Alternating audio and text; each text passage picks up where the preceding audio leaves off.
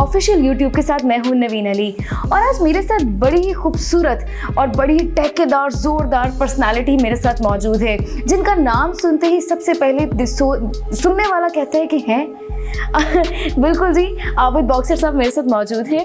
Sir पहले तो आपका बहुत शुक्रिया, बहुत मसरूफ और तंग वक्त में से आपने मुझे नहीं कोई नहीं, मैं अपने बेटे के लिए अवेलेबल हूँ, ऐसी कोई बात नहीं है, तो कोई मसरूफियत भी नहीं है।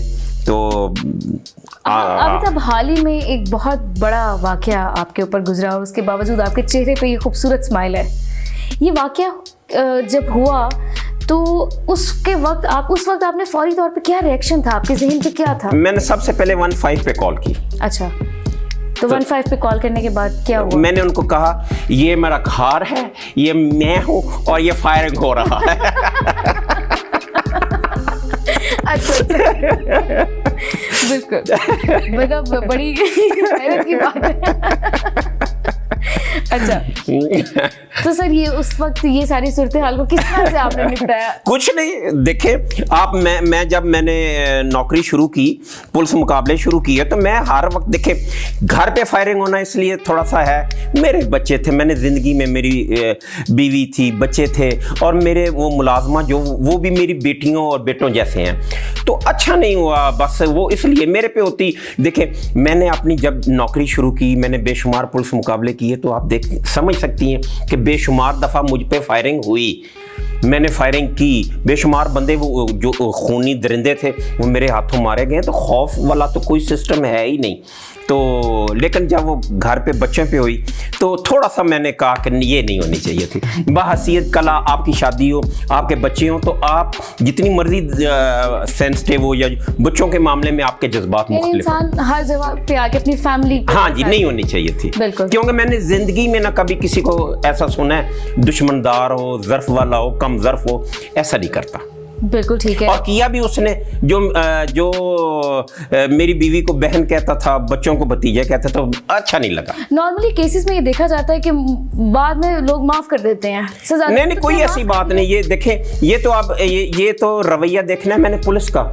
देखें मैंने सबूत देने हैं। अब एक इंस्पेक्टर की इंक्वायरी इंस्पेक्टर कैसे कर सकता है, ठीक है। अब मेरी गुजारिश है सीसीपीओ साहब से JIT बनाए, 2 SP साहब हों, एक DSP हो, साबित मैंने करना है, साबित शुदा है। अब साबित शुदा है, मैंने लाहौर को एक बहुत बड़ी तबाही से इसलिए बचाया कि ये अब से पहले हो जाना चाहिए था, लेकिन चले ये एक बहाना बन गया। फ्यूचर में यहाँ पे पर्चियाँ मिलनी थी लोगों को कराची की तरह, ये मेरा वक्त, ये मेरी रिकॉर्डिंग संभाल के बच्चे रखना, ये इंशाल्लाह फ्यूचर में आपको काम आएगी। यहाँ पे तो वो पर्चियाँ मिलनी थी, लोगों के घरों पे फायरिंग होने थी, मैंने स्टैंड लिया, मैंने दूसरों को भी कहता हूँ स्टैंड ले।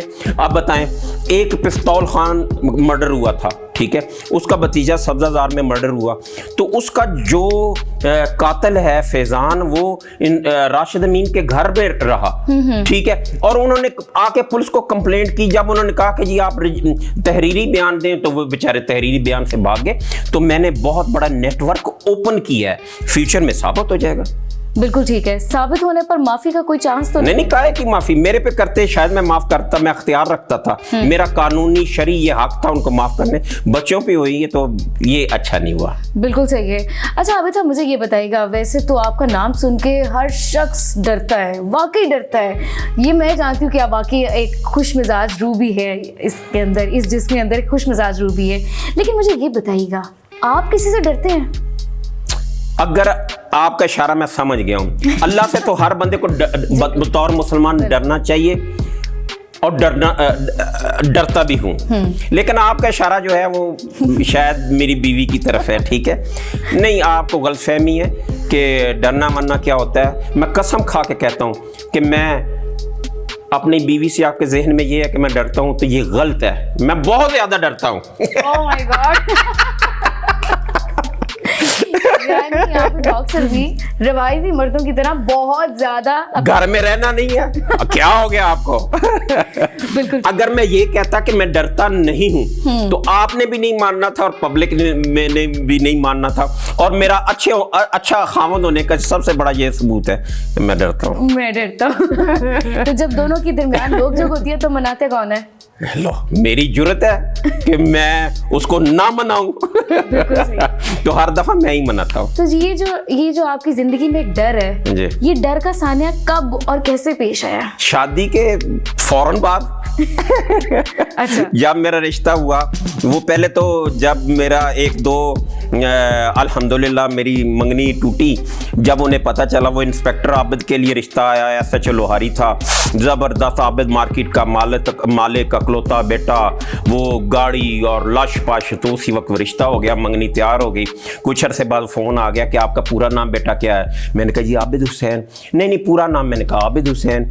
अच्छा, आपके महकमे में कोई आबिद बॉक्सर भी है? अब मुझे समझ आ गई कि रात फाश हो गया। तो फिर मैंने उनको कहा जी मैं ही आबिद बॉक्सर हूँ। तो सिंपल इतना मैसेज आया कि बेटा ये हम मंगनी का वो तारीख थोड़ी चेंज कर रहे हैं और आप अपना लाइफस्टाइल चेंज करो। तो आप अच्छे बच्चे हो तो थोड़ा सा लाइफस्टाइल चेंज करो। वो 2-3 मंगनियाँ टूटी। जब ये रिश्ता आया तो फौरी तौर पे मैंने ना वो मंगनी वाले दिन ही निकाह पढ़वा लिया। फिर अल्लाह के हवाले है। आपने सोचा इससे पहले ये भी? हाँ, ये भी टूट जाए तो हाँ। अच्छा, तो सर आपका लिविंग स्टाइल क्या है? मतलब नाश्ते में क्या होता है और ये सारा सिस्टम कैसे चलता है? मतलब टेबल आपकी इकट्ठी लगती है पूरी? नहीं। बच्चे स्कूल जाते हैं, वो अपने अपने टाइम पे उठते हैं, अपने अपने टाइम पे वो नाश्ता करके चले जाते हैं।